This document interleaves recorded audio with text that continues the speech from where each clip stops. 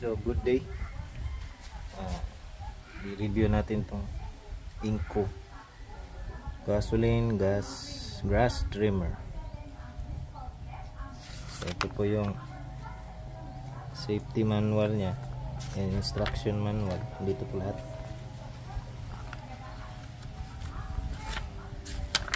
Ito po yung lahat yung mga specs. So fuel used, importante po ito, 2-stroke 40:1, meaning 40 parts fuel to 1 part lubricating oil, 2T. So hindi po lahat. So yung basic specs nya dito naman, medyo mabigat siya, 7.5 kilos unlike sa iba, pero malakas yung makina niya 42.7 cc, kaya malakas. Para sa akin lang, hindi pa ako nakagamit ng iba. Okay, so yun na, dito na lahat yung lahat ng mga instructions paano ikabit and all. Dito tayo muna dito sa cutting head. Yung free nylon na kasama dito pag bibilhin mo, maliit yung gauge nya. So nung una kong gamit, maaksaya siya sa gasolina. Nung pinalitan ko nito, nung naubos na, yun, gumanda na yung efficiency. So ano lang natin yung parts nito. Ito yung dito sa loob yung nylon. Ito yung nylon cutter. So pag iikot to, syempre parang mag-i-straight na yan. Tatama siya dito pag sobra yung pagkaputol mo. May nakalagay naman dito 7 inches, pero syempre hindi naman natin yan sinusukat lagi. So may pamputol naman siya dyan. Ito yung guard. Pagkabit nitong guard, madali lang alin. Sa pagtanggal, may mga nuts po siya ganyan. Yan, tiga dito. Bigayin nyo lang ng sabay. Pagtiga ng sabay, yan, lalabas na siya. Ayun. Ito, kita nyo, yung dalawang yan. Sa nylon, ganyan yung itsura niya sa loob. So kung kunyari maubos na yan, tanggalin nyo lang. Yun. Yung mga slot na to, dito naman siya magsushoot. So hindi naman kayo magkakamali dyan. Pali gagalaw lang siya in between. Dito naman sa nylon, madali lang yung pagtali. Kunyari kuha kayo ng maubos na yung luma nyo, ito ginamit na to So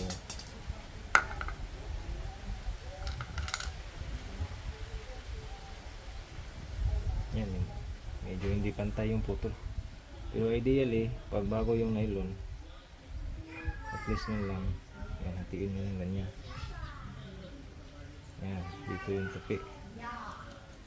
Pagkabit, ganyan lang.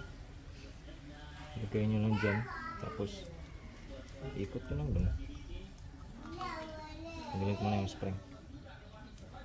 Yung isa,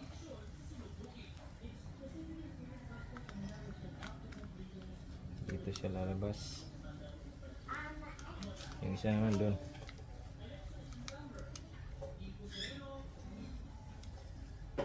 Ito, lagay natin yung spring. Kasi kakabit ko na. Yan. Ay, sorry. Ayan. So ayan, kita nyo mahaba yung isa. So ibig sabihin, doon siya yung original. Isa naman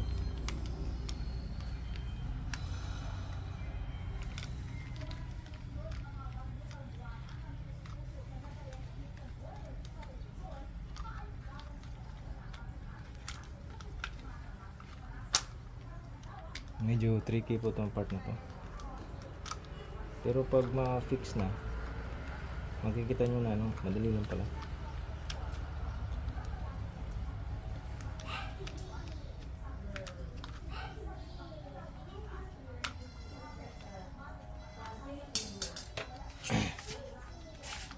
mahirap na siyang ibalik.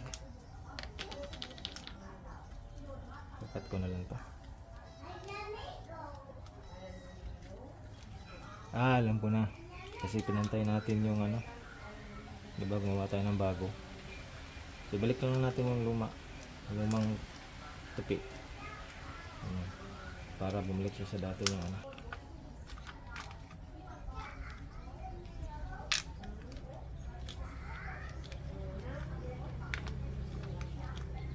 Pero nung ginamit ko naman, maganda talaga siya, mas mabilis. Madali niya napuputol yung ano, mga damo. Ayan, balik na natin. Sa pagbalik, itong dalawang clip na to, itapat ko lang dyan. Tapos may slot naman yung ano, idiin nyo para ano, pantay siyang papasok. Ayan. Ayan.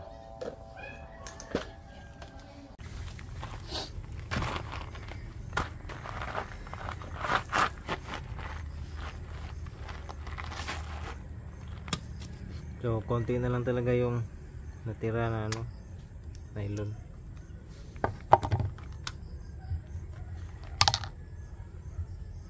So, yan o. Kahit ganyan lang, di ba? Nakaputol pa rin. Yan ay. Split na siya. So, palitan ko na.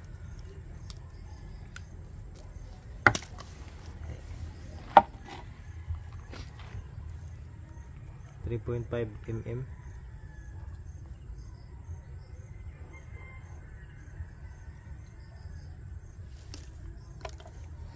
Mga 1 meter lang.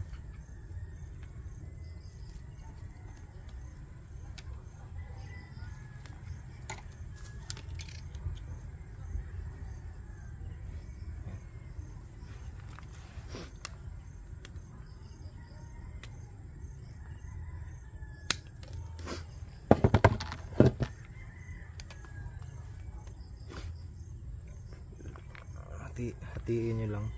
Yan. Tapos dito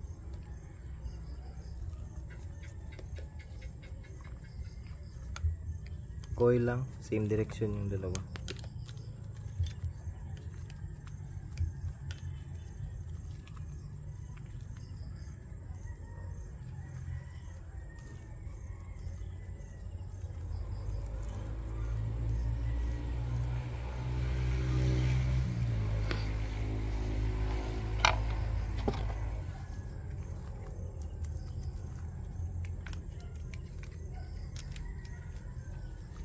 Ito na, medyo mahirap nga siya, no? Kasi matigas yung ano, 3.5. So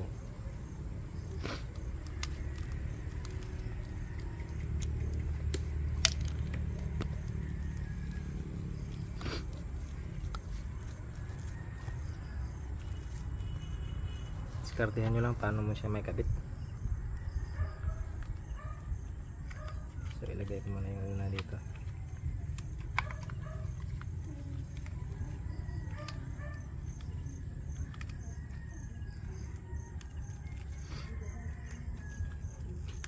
Diba? So kung pilit ko dun, konti na lang. Yan, mahaba yung isa. Sobra sa 7 inches.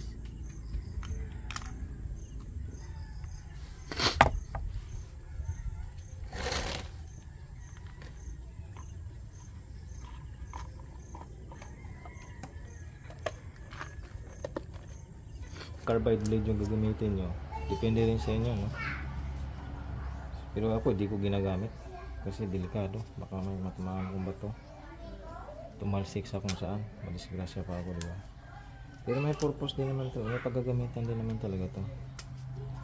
Kunyari magtitrim ka lang siguro, kunyari yung mga yung sa mga ano, sa mga garden, yung parang isang hedge, yun, pang trim ng hedge. Dito may ano siya, oh, slot. May slot siya dito. Tapat nyo lang yung ano, butas yun.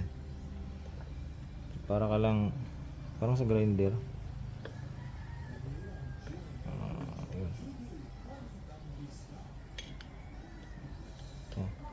para hindi siya ikot.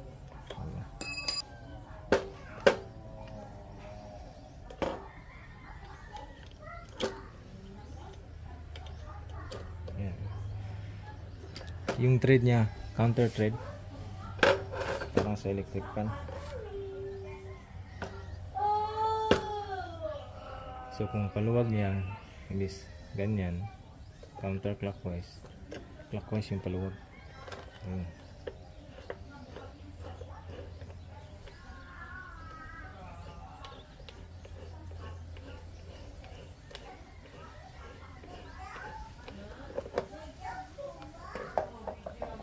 So linisin ko na rin itong mga damo-damo na nandito.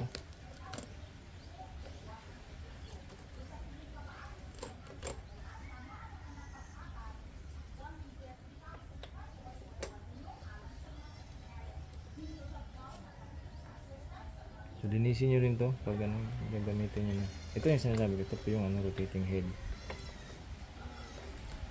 Tanggalin lang natin yung mga damo-damo.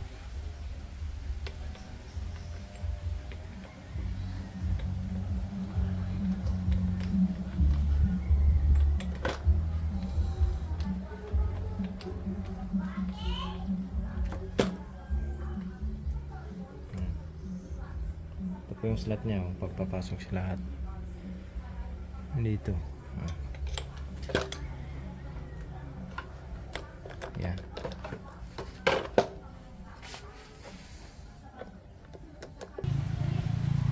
Ito natatanggal din pala yan para mas madali na linisin.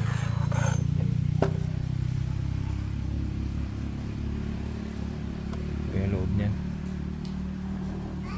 Tapat nyo lang yung notch dito sa notch din. Coupling siya, may groove, may mga ngipin. Yan o. Okay, paano ikabit yung carbide blade? Ito yung rotation. Yan, diba? So yung pagkabit pala, dapat ganyan din. Yung labeled part nasa baba. Ganyan. Ito.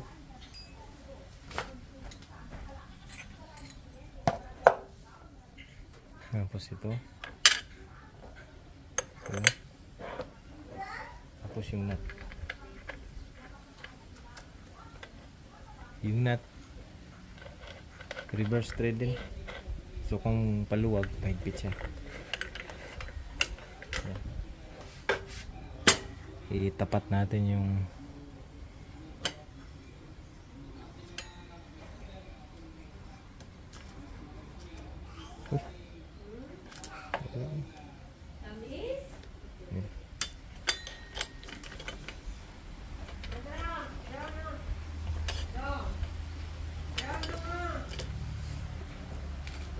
ito po yung tool.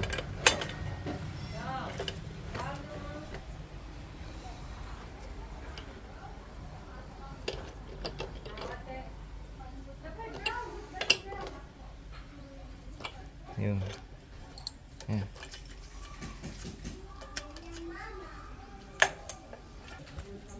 Review lang natin dito ulit.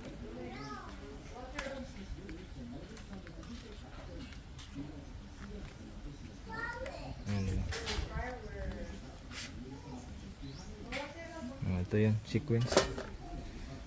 Gearbox, ito yung tinanggal natin, upper plate. Yung blade. Yung lower plate. Yung nut.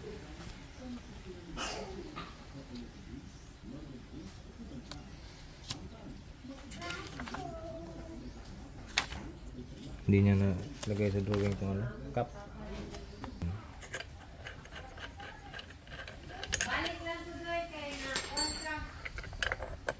Ito yung sequence ha. Ayan.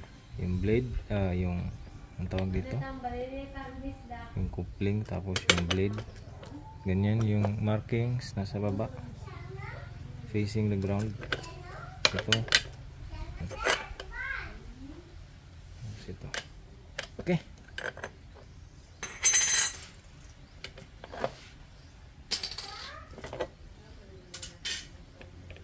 ito ngayon natatanggal po yan. Ayan, para malinisan nyo. Wala po yung grasa sa loob. So nung binili ko ganyan na talaga. Kita nyo may bearing. May bearing sa loob. Yung bearing nya merong ano, takip, meaning lubricated siya sa loob, hindi siya yung open bearing. Ayun. So ibalik ko na yung ano. Ito madali lang, kapit. Balik natin yung ano, lock. Wala pong ibang ano, tool pang interlock dito. Ito talaga yung Allen key. So again, reverse thread.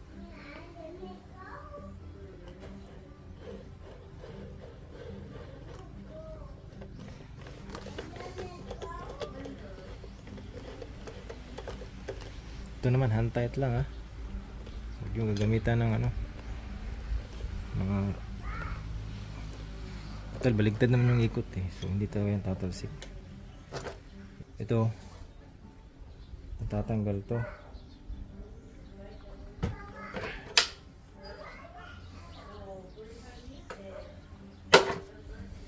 Pwede nyo itong i-adjust. Iigitan nyo, ganyan na. Pwede nyo itong ilipat sa kabila kung kaliwete kayo. Yan sabi sa ano Inco store.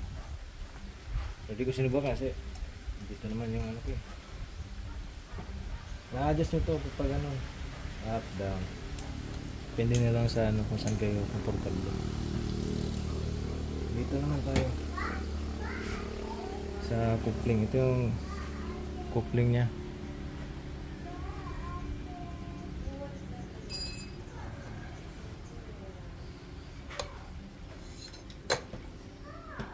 Ayan. Ito po yung coupling. Ito, punta dito. Tapos itong nuts. Ayan o.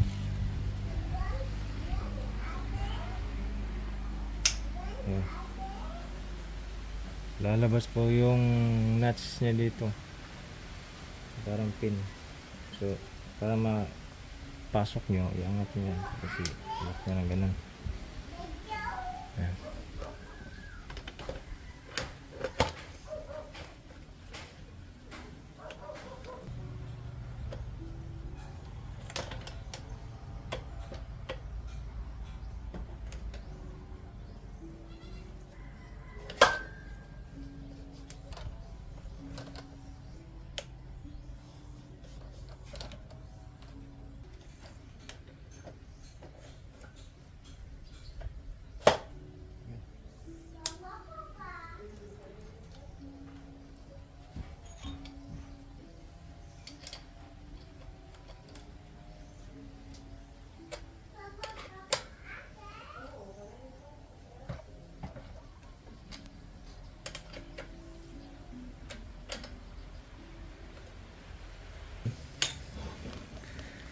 Nun lang.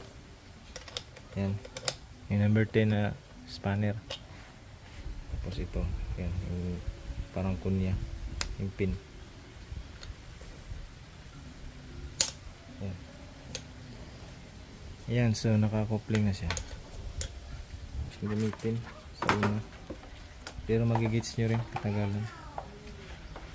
Pagsuot ng strap. Ganyan lang. Yan yung itsura. Ito sa right, ito sa left. Dito naman may clip yung ano, mower. Kailangan nyo nitong ano, timplahin yung haba kung saan kayo komportable. Medyo matagal siyang i-set up sa simula, pero pag makuha nyo na, ayos din naman. No, maganda din naman yung support sa balikat mo. Hindi mo naman masyadong ramdam yung bigat. Ganyan lang. Ayan, nasikop dito.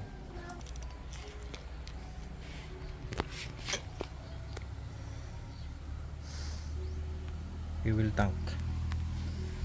Ito Ito yung sinasabi ko. Ayan, trigger.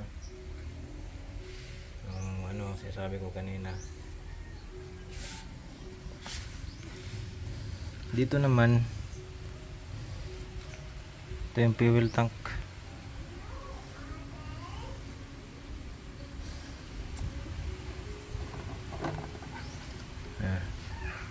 Ayan, may nakalagay talaga, oh. Use mixed of oil. Read instructions before use. So yan nga, 40:1. May kasama po siyang tangke. Malabo, no? Pero may nakasulat dyan na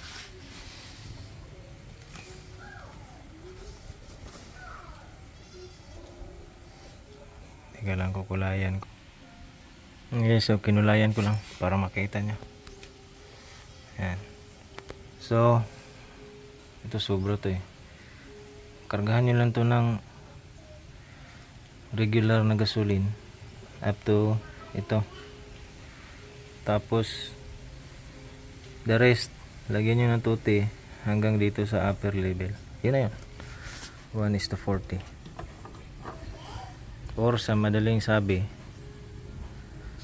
8 liters ng gasolina, 200 ml na tuti. Ito 200 ml.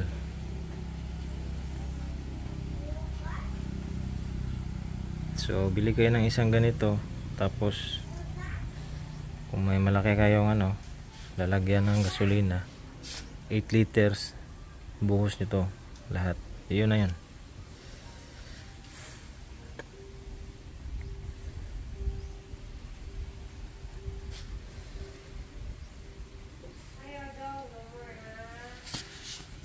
Yung tuti kasi sabi dito good for 4 liters. Iba po yung mixing ratio niya. Pang ibang motor po yan. Ang sa makina po na itong Inco na mower na grass cutter is 40:1. So yun, sundan lang natin yung ano, instructions. Okay.